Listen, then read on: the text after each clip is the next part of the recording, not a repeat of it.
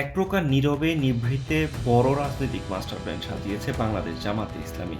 সমালোচকরা দীর্ঘদিন ধরে অভিযোগ করে আসছে জামাত নারী বিদ্বেষী, কিন্তু জামাত যে মাস্টার প্ল্যান করেছে তার মূল শক্তি কিনা নারীরা। নারীদের কাজে লাগিয়ে নীরবে ভোট বিপ্লবের প্ল্যান করেছে দলটি। এটা প্রমাণ করছে জামাতের ভেতরে বড় ধাক্কায় চলছে রাজনৈতিক রূপান্তর, আর সেই রূপান্তরের কেন্দ্রবিন্দুতে আছেন এই নারীরা। গত বছরের গণ অভ্যুত্থানের পরে প্রকাশ্যে রাজনীতি করার সুযোগ পায় জামাত ইসলামীর মহিলা বিভাগ এবং ছাত্রীদের সংগঠন বাংলাদেশ ইসলামী ছাত্রী সংস্থা। তাতেই বাজিমাত। ছাত্রী সংস্থা এরই মাঝে ক্যাম্পাসগুলোতে প্রচুর কাজ করেছে। শিবিরের পাশাপাশি তাদের ওয়েলফেয়ার পলিটিক্স শিক্ষার্থীদের দারুণভাবে আকর্ষণ করেছে। ফলস্বরূপ ছাত্রী সংস্থার এক নেত্রী হয়েছেন ডাকসুর কমন রুম ও ক্যাফেটেরিয়া বিষয়ক সম্পাদক, একজন হয়েছেন সদস্য। জামাতের মহিলা বিভাগের কথা যদি বলতে যাই তাহলে বলতেই হয় আউটস্ট্যান্ডিং। হাইলি কোয়ালিফাইড নারীদের সম্পৃক্ত করতে পেরেছে জামাত। ন্যাশনাল ও ইন্টারন্যাশনাল ইভেন্টে তাদের দেখা যায়। সভা, সেমিনার, মানববন্ধন সহ অনেক কিছুতেই সক্রিয় জামাতের নারীরা। তাদের শক্তিশালী নেটওয়ার্ক শহর ছাড়িয়ে চলে গেছে প্রত্যন্ত অঞ্চলেও। নারীদের নিয়ে অসংখ্য সামাজিক কর্মসূচির আয়োজন করছে জামাতের মহিলা বিভাগ। সেটাও করা হচ্ছে পর্দার বিধান মেনে। এটি বাংলাদেশের রাজনীতিতে নতুন মডেল তৈরি করেছে। আওয়ামী লীগ সরকারের সময়কালে জামাতের পক্ষে কথা বলবেন এমন নারী পাওয়া যেত না, আর জামাতের নারী শাখার কেউ টকশোতে যাবেন সেটাও ছিল অকল্পনীয়। কিন্তু এখন অনেকেই জামাতের পক্ষে টকশোতে কথা বলছেন।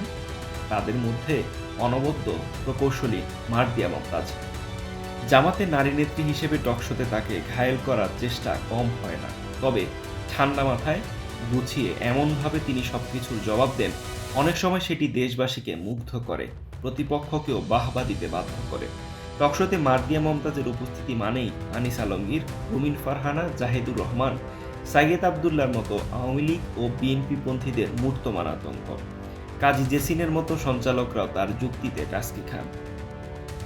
বুয়েটের সিভিল ইঞ্জিনিয়ারিং বিভাগের প্রাক্তনী শিক্ষার্থী, ড্যাফোডিল ইন্টারন্যাশনাল ইউনিভার্সিটির শিক্ষক, প্রকৌশলী এবং তুখোর বক্তা। এবার তার মতো শক্তিশালী এমন নারীকে সংসদে নিতে চায় জামাত। জামাত নাকি আগামী নির্বাচনে নারীদের প্রার্থী করতে পারে। গোপনে নাকি তালিকাও তৈরি হয়েছে। চলুন দেখি সেই তালিকায় কারা আছেন। প্রথমে জামাতের মহিলা বিভাগের সবচেয়ে আলোচিত চরিত্র অধ্যক্ষ নুরুন্নিসা সিদ্দিকা। তিনি জামাতের মহিলা বিভাগের কেন্দ্রীয় সেক্রেটারি জেনারেল। তার সাংগঠনিক দক্ষতা দুর্দান্ত। নুরুন্নিসা সিদ্দিকার মতো দলের আরেক powerful lady doctor Amina Rahman. তিনি ডাক্তার আমিনা শফিক নামেই বেশি পরিচিত। জামাতের আমির ডাক্তার শফিকুর রহমানের সহধর্মিণী তিনি মহিলা বিভাগের কেন্দ্রীয় কর্ম পরিষদ সদস্য এবং মজলিসে শুরা সদস্য। তিনি 2001 সালে সংরক্ষিত নারী আসনের এমপি ছিলেন।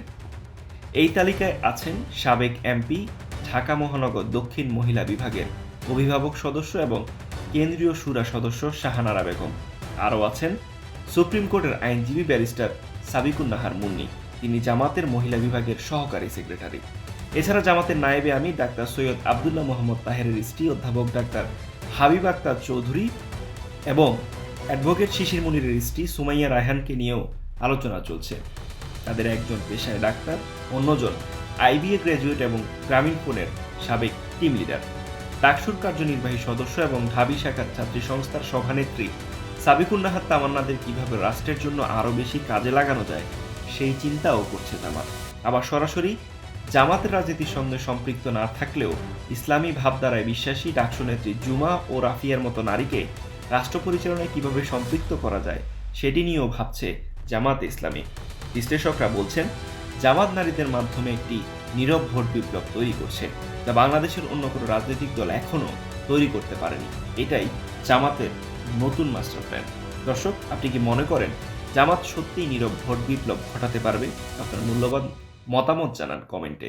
ভিডিও ভালো লেগে থাকলে লাইক দিতে ভুলবেন না, আর রাজনীতি নিয়ে নিয়মিত বিশ্লেষণ পেতে আমাদের চ্যানেলটি সাবস্ক্রাইব করে রাখুন।